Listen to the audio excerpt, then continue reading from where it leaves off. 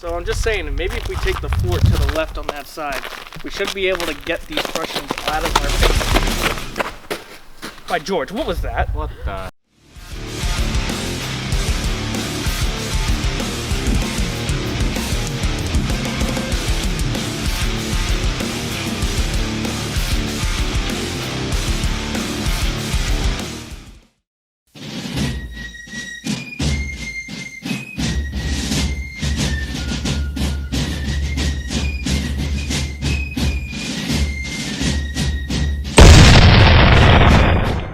Hello everyone, and welcome back to the new and improved Muskets in Media. I'm your host, The Colonial, and today we'll be talking about a new game that just recently had a World War I expansion released, Holdfast Nations at War.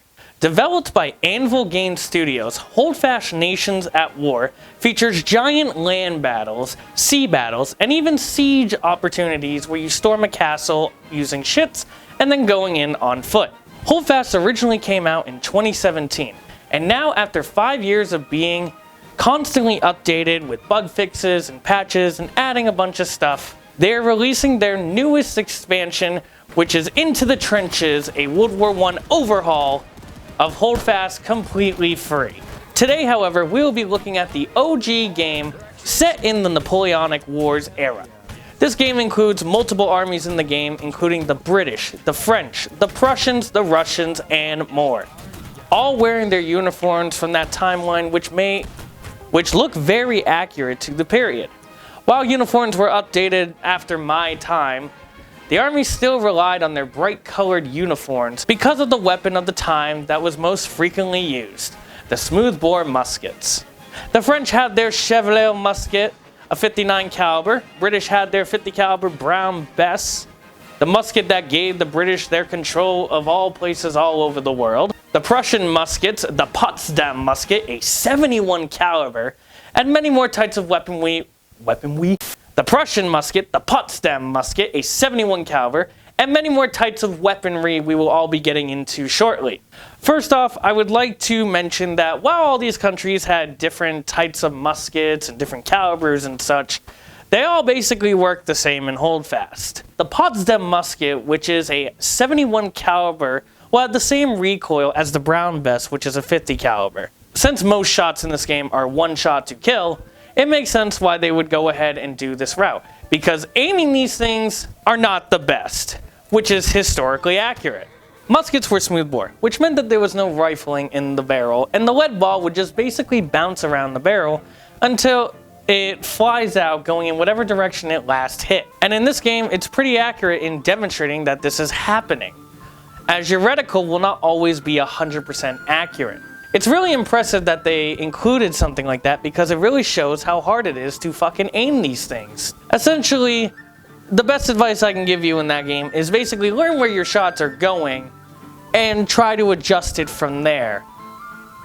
It's basically the best hint I can give, unless your gun has rifling, which there are rifles in this game that have them, except for pistols. I don't know how the fuck to aim these in this game. This goes for cannons as well, as you basically need to aim a little lower as the cannonball will be launched into the air. Holdfast also included classes for you to choose, so not everyone is just a basic foot soldier. Light infantry moves faster, captains do more melee damage, cavalry can use horses, and riflemen will use rifles instead of muskets, to name a few. Riflemen are very unique. Their guns have rifling, which means that the lead ball will spin as it travels down the barrel, making the shot a lot more accurate. You will actually hit what you are aiming at in your reticle about 90% of the time. The thing about rifling though is that it takes longer to load. This game does not demonstrate that. Shoving the ball down the barrel takes more time and effort with a rifled gun. They also limit the amount of each class can be on the field to avoid stuff like an entire army of 60 riflemen dominating the field. Now let's get to the actual weapon in hand, the musket. From what we are shown in first and third person, we can see that the reload is pretty accurate. Soldier grabs the cartridge from the pouch, lights it off, pours some gunpowder in the pan, pours the rest of it down the barrel with the lead ball, rams it down the barrel, returns the ramrod, and is ready to fire. Couple of things that are inaccurate though.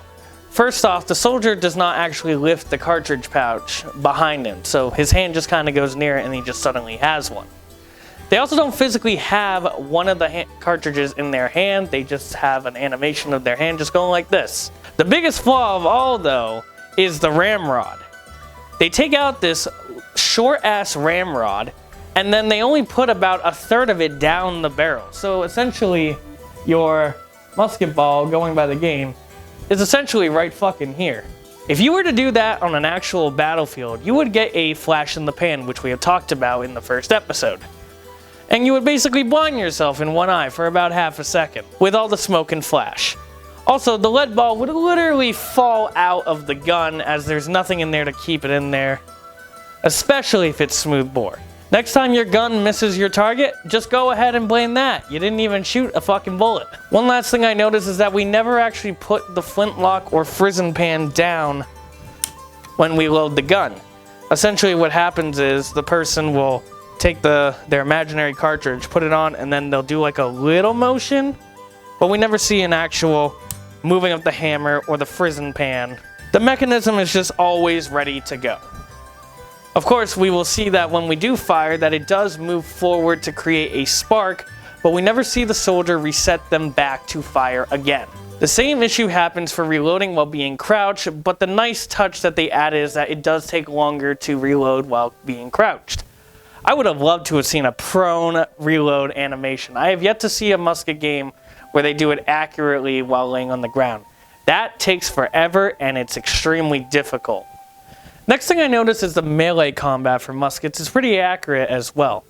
There wasn't a lot of melee combat training back then, especially because you had a bayonet. You would essentially just stab and hope to God, or you would defend yourself, which you do in this game. You have two stabbing animations from the top and the side, but you're able to block on multiple angles because there are swords and clubs in this game as well. It's very good, very basic, especially if you're a line infantryman. The best thing you would try to do is just stab. The way Holdfast is played in a normal public lobby is...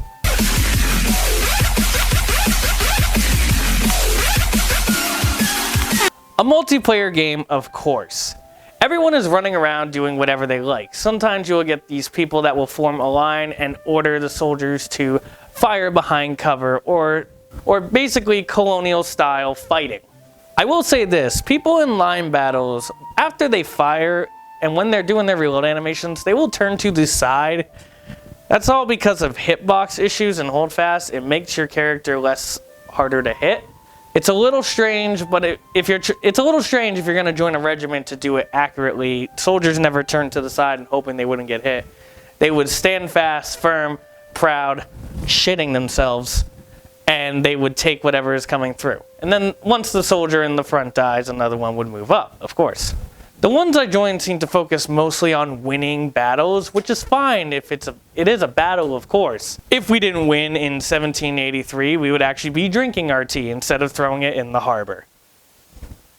Hi everyone, thank you so much for watching the newest episode of Muskets in Media. As you can see, we learned from our mistakes and started to make it a lot more professional style, as my co-hosts are laughing in the background. Don't forget the pelvic thrusting. Of course. Anyway, I just wanted to say that we do have a replica coming. If you saw the YouTube short where I showed you what we currently have that cap-lock rifle and the airsoft pistol.